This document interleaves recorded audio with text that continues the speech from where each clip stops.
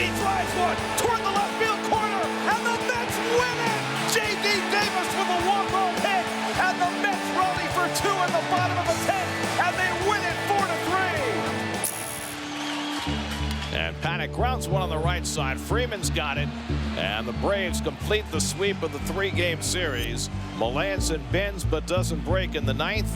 And after the Mets swept the Indians to start the homestand, they get swept 3 by Atlanta.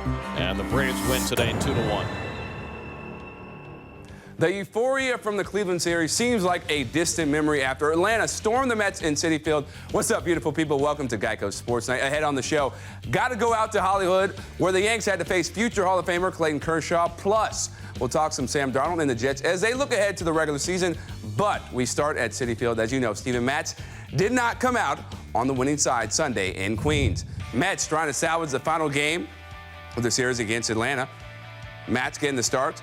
Been very good of late, scoreless in the top of the second until Josh Donaldson hits a ball that just keeps carrying and carrying and carrying, eventually getting over the left field wall.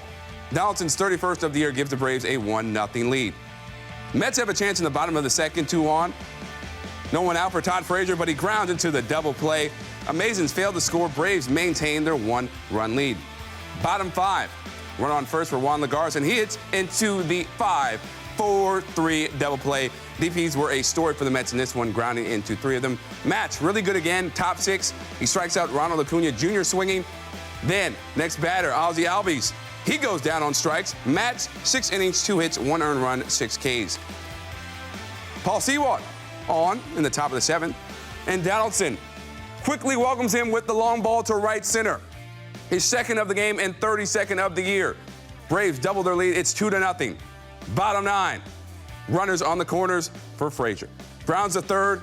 Is it DP number 4? No!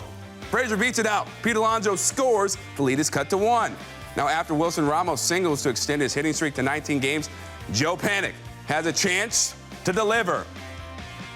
But he grounds out to first. Mets get swept by the Braves, losing his one by a final of 2-1. Here's the manager on his team's inability to beat Atlanta. They've beat up on us a little bit. And we've been in a lot of the games, you know. I was looking at DeGrom's numbers against the Braves the other day, and he's got like a 1-4 record or something. And he's given up like, you know, he's got a 1 ERA or something crazy. So we got to figure it out. You know, they're a great team, but we got to do better. You know, if we'd have taken at least 1 in that series, you leave this 6 games 4-2. Instead, we're 3-3. So we need to figure the Braves out. That's for sure.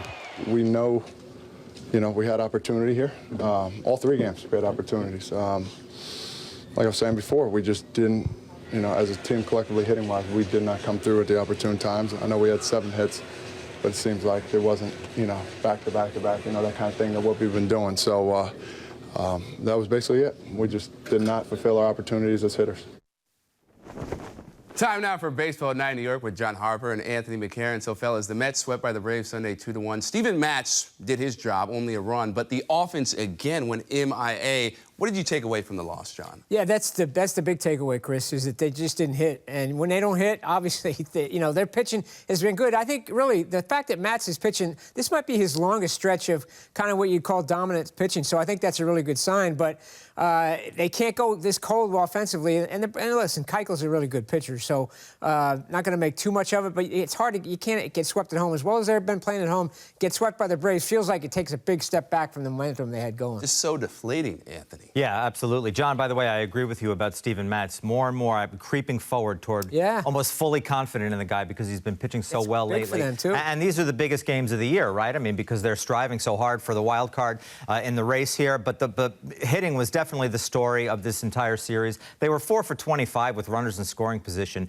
That's awful, obviously. And you don't cash in on opportunities against a club like the Braves, you lose the games. Yeah. You know, you could beat Pittsburgh doing that, you know, missing 2 or 3 opportunities, and then you beat them, or you beat another terrible team. But this is not happening against the Braves. The Braves are dynamite, and you know, to me, it shows a little bit of the gap between these two teams. You mentioned the gap. I mean, Freddie Freeman and Ronald Acuna Jr. went just a combined 4 for 26 in the series. That's not good at all. yet they still win. So how wide is the gap between the Braves and the Mets? It's significant just because you look at that lineup. Look, the Braves top to bottom, it doesn't scare you as much, but that top 4 or 5 really, they've done so much damage against the Mets. They actually contained Freddie Freeman in the series, and Donaldson killed him. Acuna had some big hits.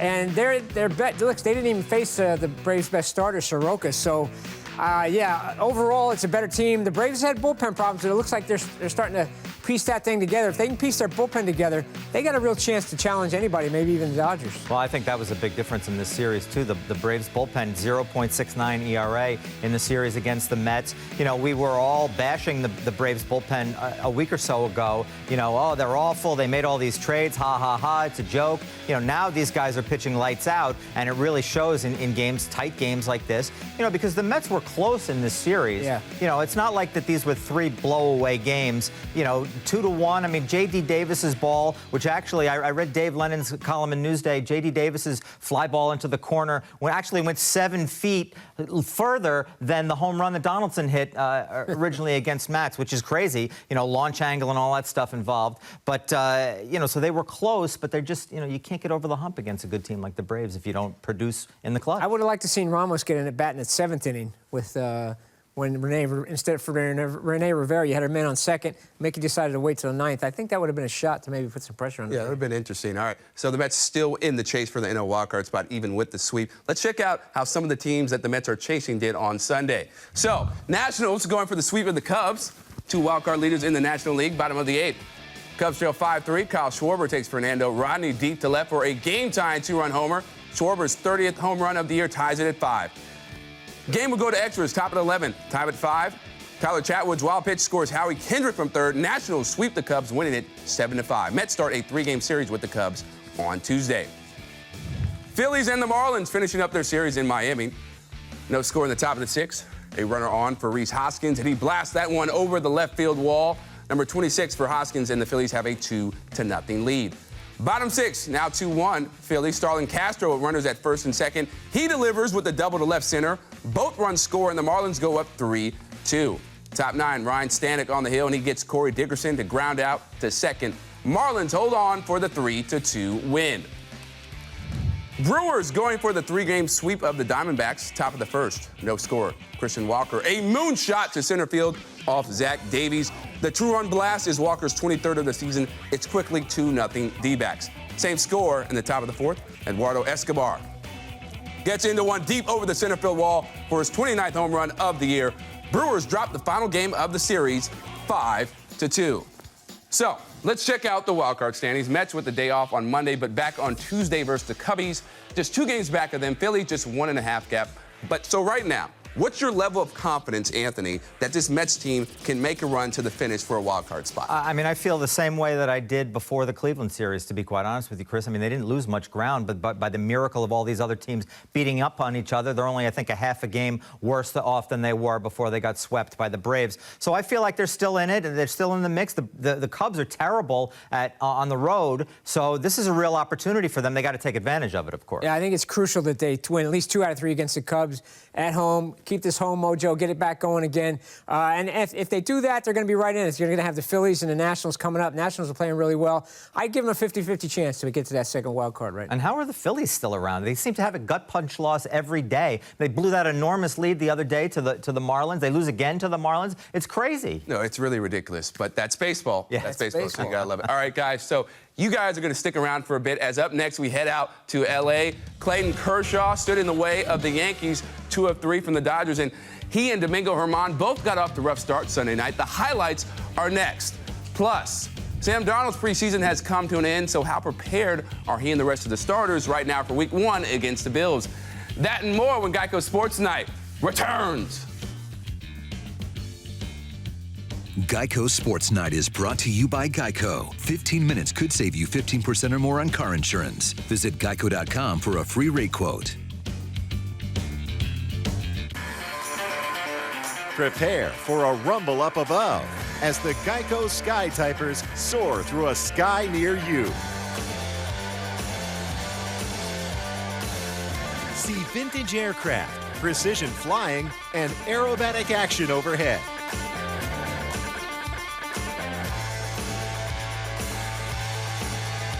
Be sure to catch the air show in your city. The Geico Skytypers Air Show Team. Hey Google, talk to City Entertainment. Welcome back to City Entertainment. Let's help you find a concert.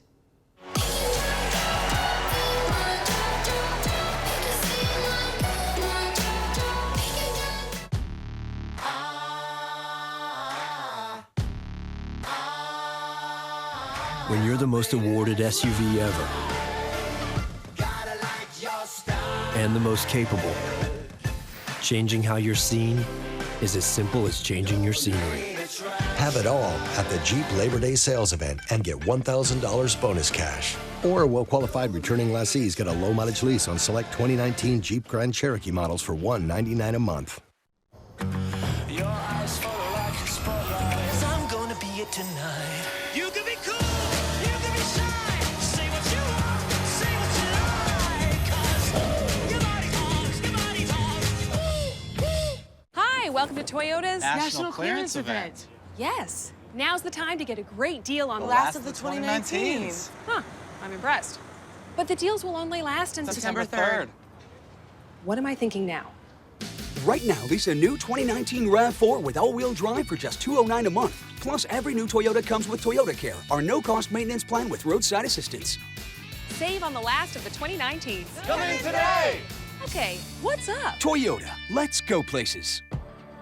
The Great New York State Fair is back, and it's only getting greater.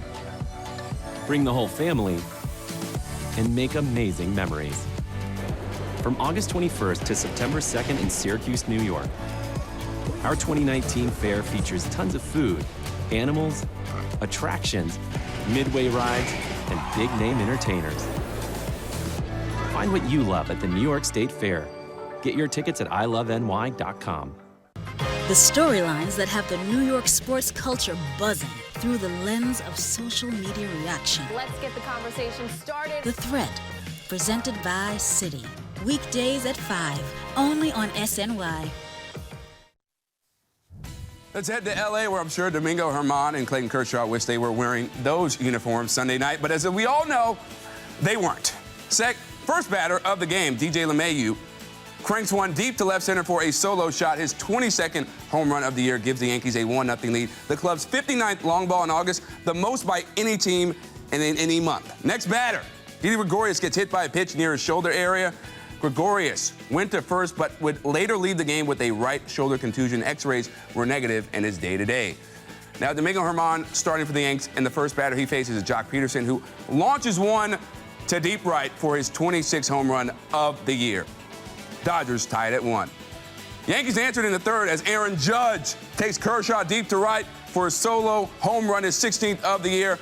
I think it's safe to say Judge got his swagger back, baby. Yankees lead 2-1. Bottom of the third, Germán in a jam 2-on, 2-out. Corey Seager hits one to deep center. Brett Garner racing back to the wall and makes a fantastic catch to end the inning. Germán goes 6 innings, only gives up 1 run and strikes out 5. Top 6, still 2-1 Yankees until Mike Ford batting in Didi's spot takes Kershaw deep to right for his 6th home run of the year. Yankees' third homer off Kershaw gives them a 3-1 lead. Top of the 8th, Ford at it again. Lines a shot deep to left that one hops the wall. LeMahieu scores on Ford's double. Couple Yankees fans fired up. Yankees win 5-1. Here's Aaron Boone on the Yanks being fired up to face the Dodgers. You know, I don't think there's any question that, guys were excited to come and play here against a great team and in a great venue. And, I thought the guys really performed and delivered kind of all weekend, and they love these environments, and it was good to see them all really go out and contribute in a big way. Time now for more Baseball Night in New York with Anthony and Harp. So we'll get into Domingo Germán in a second, but guys, got to be impressed with the Yanks. They get 2 out of 3 against the Dodgers. The Dodgers just scored 5 runs in the whole series.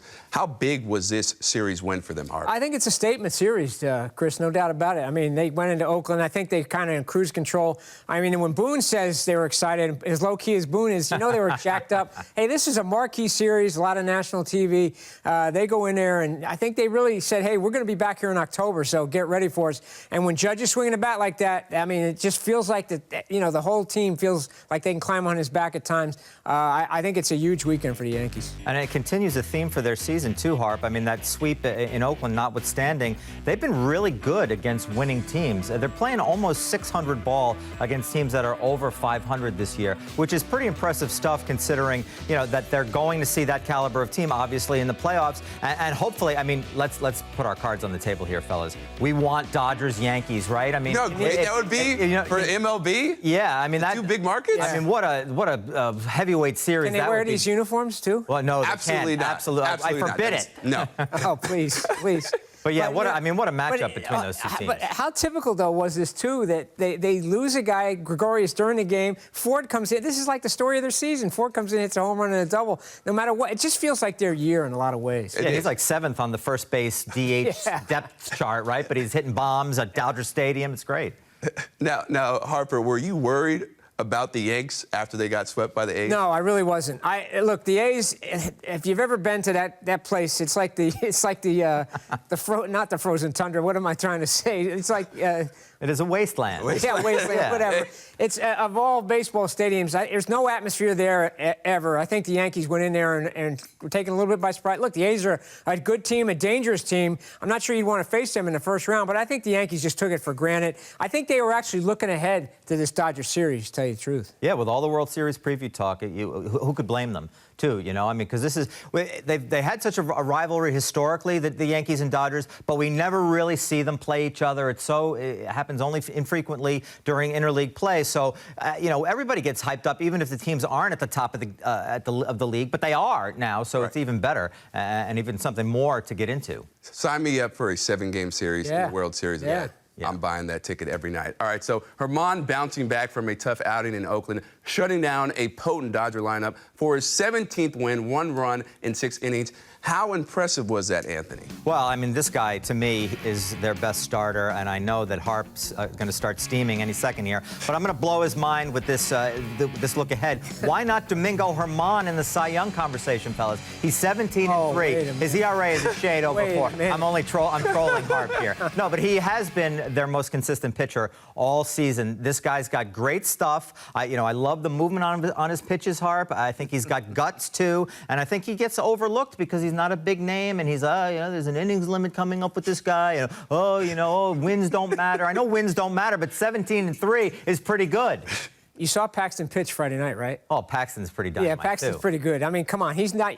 Paxton, to me, is still your Game 1 starter. Maybe Tanaka, but that's the Paxton. I think that was the biggest thing that came out of this series. Paxton shut down the Dodgers like that. That's the guy they need. Look, Germán has been a great surprise. I still don't know if I trust him. He did a great job tonight. I don't know if I trust him in Game 2, Germán. Game 4. Game 4? Oh, Game 4. Okay. After the opener. Chad Green's going After the opener, wow. No faith in Germán. All right. Harper, Anthony, it's always a pleasure when I talk to you guys. Thanks so much. Thanks, Chris. All right, when we return on Geico Sports Night, it's back to the Mets, the latest on Marcus Stroman, who is supposed to open the series against the Cubs on Tuesday. What did Mickey Callaway say about that on Sunday?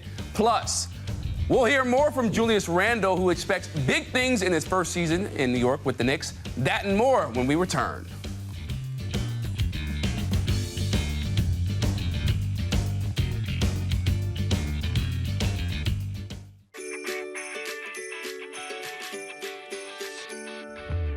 Get saving on appliances at PC Richard & Son. Let our experts help you find the right appliances that are perfect for you and your budget. All the quality brands you love at the guaranteed lowest prices. And when you want it, need it, just gotta have it, we'll get it there the next day. It's time for new appliances. Find yours at PC Richard & Son, the official appliance, electronics, and mattress retailer of the New York Mets. Danny had a very large cancer that was blocking his intestine, and it's only after I think we started to make some serious progress that he started to realize that he was gonna live. And then he started to ask for more. He wanted then to be strong again. He wanted to be himself again. He wanted to go back to work. And that's very rewarding that we got him there.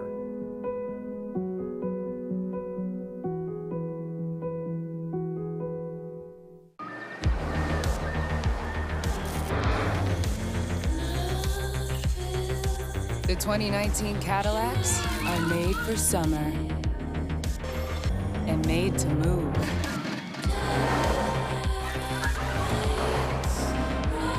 Current eligible Audi, BMW, and Infiniti lessees get this super ultra-low mileage lease on this 2019 Cadillac XT5 from around $311 per month with zero due at signing. Tax, title, license, and dealer fees extra. As a doctor, I agree with CDC guidance. I recommend topical pain relievers first, like Salonpas Patch Large. It's powerful, FDA approved to relieve moderate pain, yet non-addictive and gentle on the body. Salonpas, it's good medicine.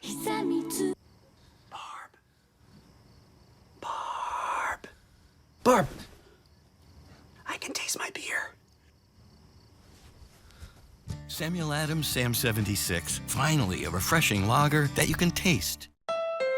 It's the Honda Summer Spectacular event, which means more of this. The kind of elation you can only experience after getting a great deal on a Honda Civic or Civic hatchback. Or an Accord. All come standard with the Honda Sensing suite of safety and driver assistive features. And as you can see, all will provide you with plenty of joy. Come be a part of it today. Get a great deal on the Honda Accord and find your happy place at the Honda Summer Spectacular event. Who's raking? Who's slumping? Who's dealing? Catch up on all the local baseball activity from our panel of insiders as they recap and break down the latest Mets and Yankees action on Baseball Night in New York. Weeknights at 6, only on SNY. Monday is an off day for the Mets, so another day for Marcus Stroman to make sure he's good to go for Tuesday's start against the Cubs. Before Sunday's game, Mickey Callaway said he expects him to be ready after leaving his start against Cleveland on Wednesday due to left hamstring tightness. And speaking of Stroman, we take a look at the probable pitching matchup for the Cubs series presented by Geico. He'll be opposed by Yu Darvish. Darvish had been hot since the All-Star break, but gave up 6 earned runs to the Giants in just 5+ innings in his last start. For more on what's next for the Amazons, here's Gary Apple. Thanks so much. Sitting alongside Todd Zeal. So the Mets get swept in a 3-game series by the Atlanta Braves. Off day on Monday, and now the Chicago Cubs come to town on Tuesday to begin a pivotal 3-game series. The offense was relatively quiet, Todd, against the Braves. What needs to change against the Cubs? Well, I think some of the things that happened against the Braves need to stay the same. I mean, they did pitch very well in this series. They had opportunities to win. Bullpen was good. Starting pitching was solid, as it has been. But the timely hits is where they got, a little bit sidetracked in this particular series. I think they play with a little added pressure against the Braves. They happen to play pretty loose and consistently against the Cubs. Cubs, however, bringing in a pretty good pitching matchup with Yu Darvish and Kyle Hendricks and John Lester. No slouches there, but the Mets are going to have to go toe-to-toe with them, and these are big series, so those timely hits need to start coming again, get them back on a roll, get some runs across the board, and win a series. Is there anything you can do to try and change your offensive fortunes? I mean, is it as simple as, okay, they were falling, now they're not falling, or is there something you can do from an approach standpoint? It's usually the approach has been good. The approach has been fine. They just haven't come up with the big clutch hit, but I think they tend to put a little added pressure on them with the Braves. The Braves have had their number. Sometimes that just happens. They had great clutch hitting against the Cleveland Indians, which is another great team. So I don't expect this to be a rut. I expect them to bounce back with some timely hits against the Cubs and then get back on the roll that they were on. Marcus Stroman still scheduled to make the start for the Mets on Tuesday to open the Cubs series, then Noah Syndergaard in the second game and Jacob deGrom in the final game of that series. Our pregame coverage on Tuesday getting underway at 6:30 right here on SNY. For Todd Zeal, I'm Gary Apple. We send it back to you. Thanks, Gary. To the Jets, who still have one more preseason game, but all the starters are pretty much done. Adam Gase and company have their eyes focused on Week 1 against the Bills. For more on the Jets, let's send it to Jonas Schwartz and our Jets Nation crew. All right, I'm here alongside Ray Lucas, Bart Scott. Training camp, of course, has wrapped up for a few days now. Jets have one more preseason game to go. So how would you rate Adam Gase in this first training camp as head coach of the Jets, Bart? Well, I feel like I would probably give him a 6, but I don't really know. 6 out of 10? 6 out of 10? Yeah, 6 out of 10. Oh, making sure. You starting to act like me again. I'll give him a 6 out of 10 because it's just some things I just don't know yet. I don't know how this offensive line is going to be able to gel together. I don't know what Le'Veon Bell looks like. But what I can say is he seems to have a great line of communication with his quarterback, Sam Darnold, which was something he struggled with in Miami. So maybe he's recognizing that Sam Darnold is closer to Peyton Manning, not Ryan Tannehill, and he wants to make sure that they get off to a good start. It looks like he's taking strides in the right direction. He's getting the ball out of his hands. Sam seems happy. He seems happy that he has a fresh start, and his legacy is going to be tied to a potentially franchise quarterback. All right, Ray, you think this team's ready for Week 1? Again, I have a little bit of question marks on the defensive side of the ball because Tremaine Johnson didn't play very well on that big contract that he signed. He can't play any worse. But when you look at Roberts and Poole on the other side, none of them which have impressed me in the preseason. But when you have a secondary that is struggling, you need a pass rush so they don't have to cover that long. And where that might be, Polite, you think he's coming in to be it? I haven't seen it either. So, again, I'm a little bit worried about the defensive side of the ball going Let me tell you something right now. One more preseason game to go. These gentlemen... Man, they call that the U-Haul Bowl. These gentlemen are already in midseason form. That's the U-Haul Bowl, man. Yeah, that's Bart back Scott, to box up bowl. Ray Lucas. Indeed. I'm Jonas, back to you. Going fishing. All right, thanks, guys. Mickey Callaway might have another weapon on his bench pretty soon. The latest on Brandon Nimmo's return to Queens when Geico Sports Night rolls on. Geico Sports Night is brought to you by Geico. 15 minutes could save you 15% or more on car insurance. Visit geico.com for a free rate quote. Whose dog is this? It's my special friend Antonio. His luxurious fur calms my nerves when I'm worried about moving into our new apartment. Why don't we just ask Geico for help with renter's insurance? I didn't know Geico helps with renter's insurance. Yeah, and we could save a bunch too. Antonio, fetch computer. Antonio. I'll get it. Get to know Geico and see how much you could save on renter's insurance.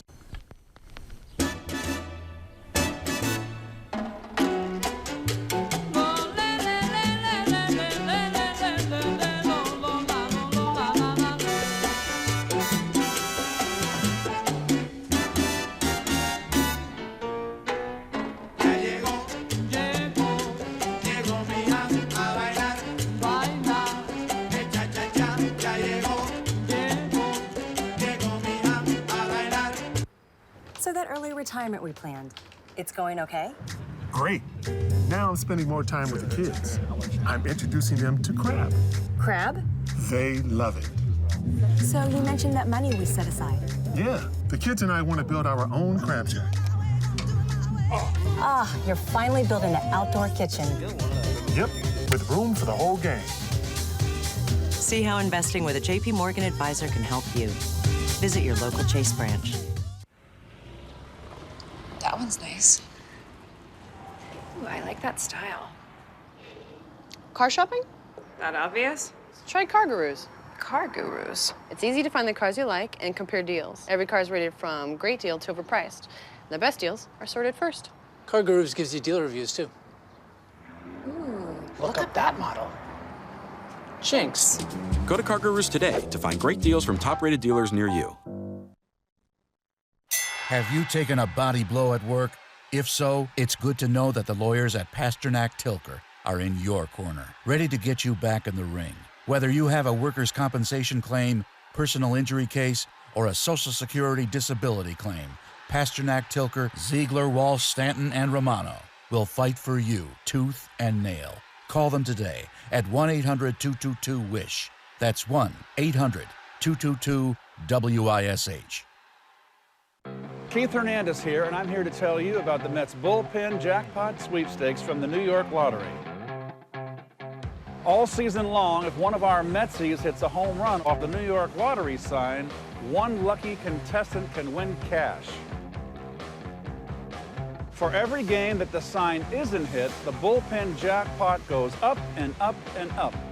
Visit sny.tv/New York Lottery for your chance to win. New Knicks forward Julius Randle was at iconic Rucker Park in Harlem on Saturday to hand out back-to-school backpacks. Our Ian Begley was there, and Randle told him he's feeling pretty confident about the upcoming season.